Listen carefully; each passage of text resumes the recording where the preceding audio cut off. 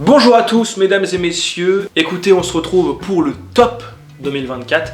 Donc je ne sais pas si vous avez vu le flop avant ça, que j'ai sorti juste avant, en tout cas que je récapitule vite fait, on va faire un top 5 et pas top 10 parce que j'ai pas vu assez de films cette année. On va faire les films de 2024, j'ai vu à peu près 70 films en tout sur mon année, dont 35-40 de 2024, donc voilà c'est pour ça. Il y a beaucoup de films que je n'ai pas vus, du coup là c'est juste, voilà, ceux que j'ai vus dans un top, c'est subjectif, tout va bien, tranquille. On est là pour discuter de petits films qu'on a bien aimés, donc voilà c'est tout.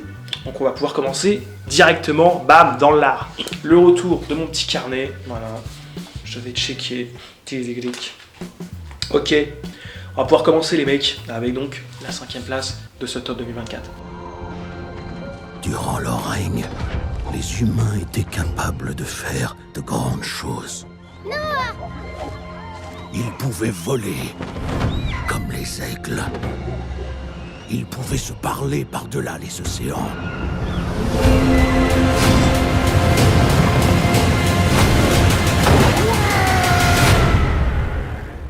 Et oui, La planète des singes, le nouveau royaume, c'était super cool. Ah oui, qu'est-ce que j'ai bien aimé ça. Techniquement, moi ça m'a bluffé rien que les premiers plans de ce putain de film. C'était incroyable, tu te dis mais les frères, tout ça c'est vrai ou quoi, les singes là, c'est des vrais singes? Non. Et pourtant c'est tellement bien fait. Donc déjà, voilà, La planète des singes, moi j'ai bien kiffé la trilogie avec Andy Serkis. Et donc du coup, bah là c'était un peu le renouveau, j'étais curieux, je me disais bon bah pourquoi faire un 4? C'est pas grand chose. Et du coup il se renouvelle vachement bien parce qu'il rajoute des nouvelles mécaniques, un nouveau peuple de singes un peu, voilà, donc c'est encore bien après César qui est mort mais qui est un peu devenu une sorte de légende, etc. Et donc là on suit un petit village de singes qui s'est bien développé, qui ont pas leur religion, mais c'est presque un peu ça, c'est leur dogme et tout ça quoi. Ils ont des petits aigles avec eux, donc c'est très cool, donc il y a des petites choses qui se rajoutent. Mais en fait c'est juste que ça m'a trop plu, c'était hyper bien, vachement divertissant, de la bonne musique. La musique, on s'en rappelle pas tant, je trouve, sur ce film, et pourtant, je me rappelle quand même. Je me rappelle pas de la musique en tant que telle, je pourrais pas la chanter, mais je me souviens qu'elle était là quand il fallait, épique comme il fallait. Enfin, ça accompagnait parfaitement les images, et donc du coup, toute la narration, tout ça. Les personnages étaient vachement cool, j'ai bien aimé ce nouveau petit singe. Je sais même plus comment il s'appelle, mais j'ai que des bons souvenirs, parce que le film est sorti quand même peut-être en début d'année, et je l'ai encore dans la tête, donc c'est bon signe. Ça veut dire que c'était vachement cool. Ce petit Planète des singes, il m'a fabuleusement conquis, c'était super de revoir La planète des singes au cinéma, avec une qualité pareille. Donc on va voir s'ils en... Je sais pas si c'est prévu qu'ils en sortent un autre là prochainement, j'ai rien entendu là-dessus, mais si c'est pour avoir une qualité pareille, c'est avec plaisir. Moi je viens. Passons 4e de cette liste.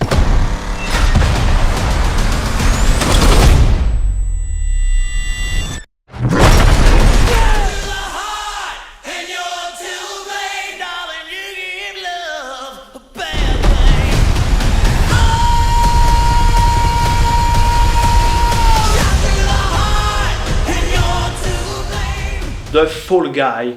Alors là, je crois que la majorité ne sera pas forcément d'accord avec moi, parce que il a un peu cette allure de film d'action un peu banal, et voilà, un peu... Bon, pourquoi le mettre dans un top? Moi, j'ai trop aimé. Alors vraiment, oui, en effet, il casse pas trois pattes d'un canard dans le sens où ça reste un film d'action, un peu con, mais du coup... très sympa, c'est un blockbuster très bien fait je trouve, avec beaucoup de qualité et beaucoup de cœur mine de rien, moi j'ai vraiment kiffé. Il y avait un peu de tout, je trouve que c'était un blockbuster qui faisait du bien. Du jeu j'aime bien les acteurs, Ryan Gosling voilà, et Emily Blunt il me semble, et en plus c'est sur du coup les cascadeurs. Moi j'aime beaucoup la cascade, j'aimerais bien faire cascadeur, donc évidemment ça me parle un peu plus, et en plus c'est un film sur le cinéma dans le sens où on va être derrière la caméra. Et donc c'est cool aussi, moi j'aime bien, et que voilà, j'aime bien c'est le cinéma, et que j'ai fait des études, donc du coup je vois de quoi on parle quand on regarde le film. Et donc ça me faisait kiffer, rien que ça déjà c'était vachement cool, c'est très drôle, il y a des cool musiques, les scènes d'action sont vachement bien, et franchement non, j'ai trop kiffé, ils se font plaisir parce que je crois que le réal est un cascadeur, enfin c'est un film de cascade fait par des cascadeurs, et c'est ça qui le rend aussi cool, aussi je trouve, parce que du coup les mecs se font plaisir sur la cascade. Il n'y a pas de soucis, ça saute, ça bam, des explosions, c'est un peu too much des fois, mais justement c'est un too much assumé que je trouve hyper cool, c'est pour ça. Et du coup, bah moi, quand j'ai vu ce film déjà, bah, j'étais trop heureux là sur mon siège. J'étais avec ma copine, on était trop contents, on se regardait, on se disait waouh, c'est trop bien et tout ça, avec les scènes d'action de fin. Et quand on est rentré dans la voiture, on était refait en fait. Juste, on avait passé une trop bonne soirée, on allait bien dormir, on avait vu un bon film qui pète dans tous les sens. Et en même temps, je trouve qui est un peu mignon à certains égards et tout ça. Il y a une petite histoire d'amour marrante entre les deux protagonistes qui est vachement sympa. Donc voilà, c'est pas. Ça casse pas trop patin canard, c'est pas l'écriture de fou, ça va pas en profondeur à fond dans les persos, tout ça, mais c'est comme il faut. Je trouve, voilà, c'est comme il faut. Ça fait du bien, en fait. Je trouve que ça fait du bien d'avoir des petits films comme ça, où je te prends pas la tête, où t'es juste content de voir ce que tu vas voir, c'est du spectacle assumé et tout, bam bam bam. Et donc c'était super. Donc, The Fall Guys, c'est mon top 4 de l'année. C'était génial. En troisième place de ce top,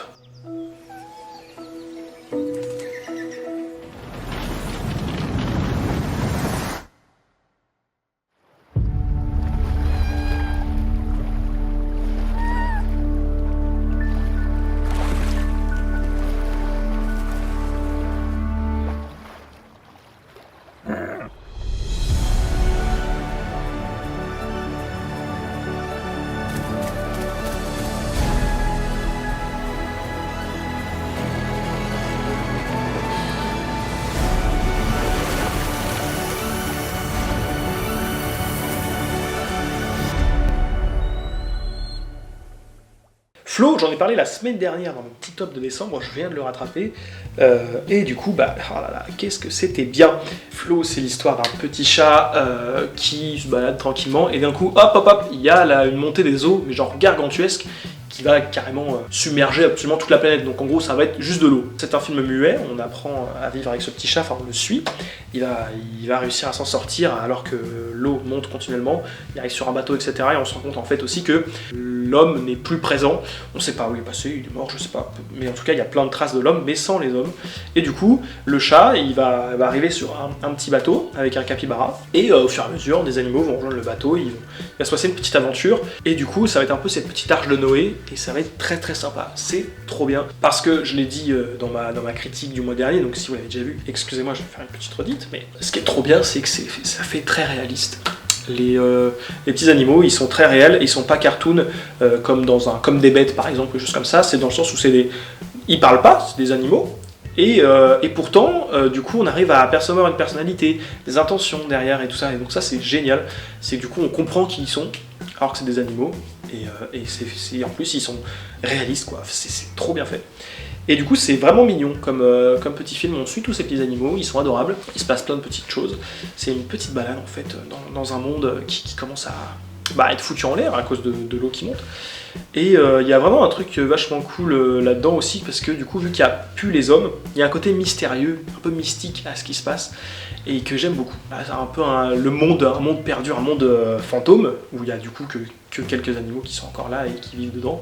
Et en fait, on voit un petit peu tout ce qu'il en reste de ce monde, et c'est vachement sympa. C'est très poétique comme film, et en plus, voilà, il y a un côté social, mine de rien, parce qu'en fait, du coup, les animaux, ils vont apprendre à vivre ensemble. Donc c'est des animaux, mais pourtant, il y a des beaux messages qui sont racontés, en fait, dans ce film, parce que même entre animaux, du coup, ils vont essayer de vivre entre eux, etc. Limite, il y a des conflits qui se passent, et tout ça, c'est très sympa, alors qu'ils ne disent pas un mot, et c'est des animaux, et en fait, ils arrivent quand même à tout faire passer par les regards, par les mouvements. Et ouais, c'était génial. Donc je vous encourage vraiment à voir ce petit film, Flo. Trop cool. En plus, je crois qu'il a gagné un prix là au Golden Globes, je sais plus, à vérifier, mais je crois que voilà, il est dans le Banks là, le frérot, c'est super. Donc continuez à me donner de la force, c'était super. Mesdames et messieurs, un film que j'ai vu il y a quelques jours, justement aussi pour rattraper, que j'ai adoré, surkiffé. Let's go. A perfect balance of 7 days each. The one and only thing not to forget. You are one. People are gonna love that. C'était incroyable, c'était vraiment génial. Je voyais ce film de loin là, qui commençait à bien marcher, tous mes copains l'avaient vu, tout le monde en disait beaucoup de bien, et tout le monde disait que c'était assez aussi... voilà, c'était un peu choquant à certains égards, etc. Et que c'était par contre très très bien. Donc je voulais voir. Qu'est-ce que c'est The Substance? Moi je veux savoir aussi.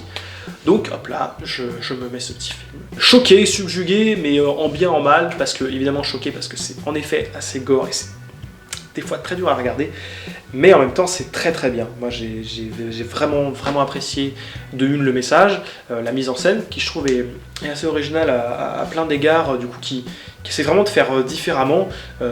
Au début il y a beaucoup de plans, je trouve, qui étaient vachement cool, des gros plans, etc.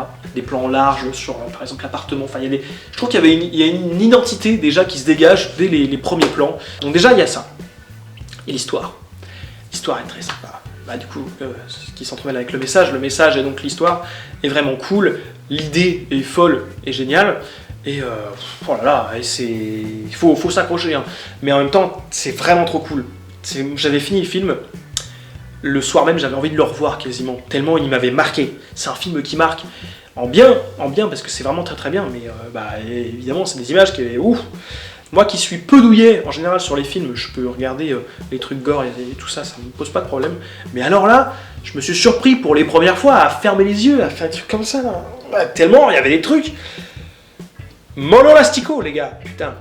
Mais c'était génial pour ça aussi, mais c'est que ça touche à... Voilà, c'est de l'horreur, du body horror, mais pas... c'est cool parce que c'est pas du body horror facile, je trouve. C'est pas juste du gore à la Jigsaw où ça va se couper le bras, des trucs comme ça et tout. C'est des trucs plus techniques, plus vicieux et tout ça, et donc ça marche très bien. C'est très malin, et ouais, du coup ça change vachement, c'est trop cool. Les actrices se jouent super bien, enfin, tout était trop cool, la musique était géniale aussi. Le sound design, tout ça, moi je me rappelle beaucoup le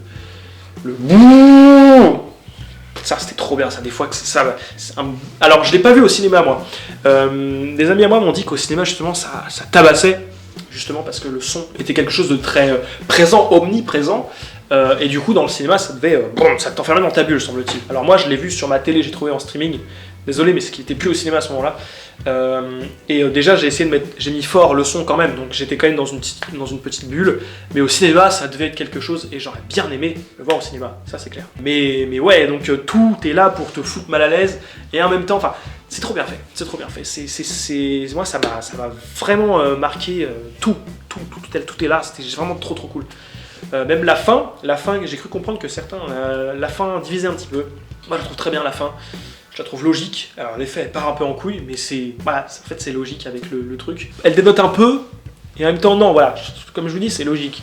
Donc ça va, moi j'ai quand même kiffé, et justement c'est un bon gros délire à la fin. Limite t'en ris presque, tellement c'est ouf. Mais nickel, tout était trop bien, voilà, le maquillage, tous les trucs, enfin... Une véritable masterclass, les mecs, je crois bien. De toute façon, j'ai l'impression que beaucoup le disent, et je sais plus s'il a gagné des prix aux Golden Globes, du moins peut-être aux Oscars, Inch'Allah. C'est un film qui laisse pas indifférent, et pour le mieux, c'était trop cool. Mesdames et messieurs, on va passer au premier de ce top 2024, mon film favori de l'année. Sauriez-vous le deviner ?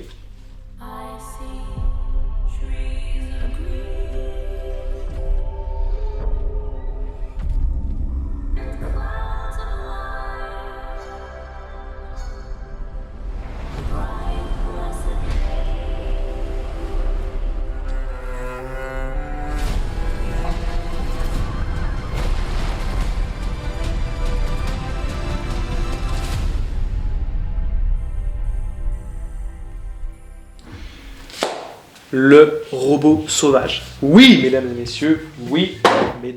et messieurs, c'était fantastique ça. Ah là là. On passe de Substance, qui est un truc assez compliqué à regarder, etc., avec des gros sujets, et on arrive au robot sauvage, qui est vraiment un nuage de câlins, une perle. Alors, c'est pas que du câlin, évidemment, mais c'est juste que c'est tellement bien, c'est tellement beau. Je trouve que voilà, le robot sauvage, c'est... Vous voyez ce que je veux dire? Parce que non, il n'est pas non plus de tout repos en soi, parce qu'il y a quand même des scènes assez portées sur l'émotion. D'ailleurs, c'est un des seuls films où j'ai failli verser une larme, mesdames et messieurs, parce que ouais, je ne pleure quasi jamais devant un film ou quoi. Alors, c'est pas parce que je suis un bonhomme ou quoi, non, c'est juste que ça ne me provoque pas de larmes, même si je peux me sentir triste devant un film, voilà. Mais là, pour le coup, ça m'a touché, avec la musique, surtout la musique. Tout est super dans ce film. L'animation, l'histoire, les personnages, la musique. Ah là, bah en fait, la musique donne une puissance à tout le reste. Tout est génial et en plus tu rajoutes une BO de fou furieux qui fait péter les watts et sur des scènes hyper émouvantes. Excusez-moi mesdames et messieurs, mais là, moi ça m'a pris au bide quoi, je l'ai senti dans tout mon corps et vraiment j'étais là, ouh, petite larmichette. Vraiment, le robot sauvage c'était cette petite perle que j'attendais. Et c'est DreamWorks. DreamWorks, c'est vachement un double tranchant. Le meilleur exemple, c'est que le premier de mes flops, c'est un DreamWorks, et le premier de mes tops, c'est un DreamWorks. Donc voilà, c'est vraiment les... Ça dépend des moments. Comme récemment, ils ont fait le Chapeauté 2, qui était exceptionnel. Ah là là, ça c'était... Ça, si j'avais fait les tops à l'époque, il aurait été top 1 aussi. Putain, c'était génial. Donc voilà, là, le bon DreamWorks, là, c'était la bonne période. Ils nous ont mis le petit robot sauvage, et c'était merveilleux. Et vraiment... génial, j'ai envie de le revoir. Au cinéma, ça tuait sa mère. C'était trop bien. Le parallèle robot-nature, c'était trop stylé. Voilà, tous les personnages étaient vachement cool. Et c'était voilà, vraiment une boule d'émotion, ce film. Génial. Et tout, ça transpirait l'émotion. Vraiment, c'est ça. Enfin, c'est vraiment le mot de fou, quoi. Tout était magnifique et génial. Le robot sauvage, allez le voir si vous ne l'avez pas vu. J'ai adoré, et du coup, moi, ça me donne de l'espoir pour Shrek 5, parce que, ah là là, Shrek, moi, ça, c'est mon top 1 ever, surtout le 2.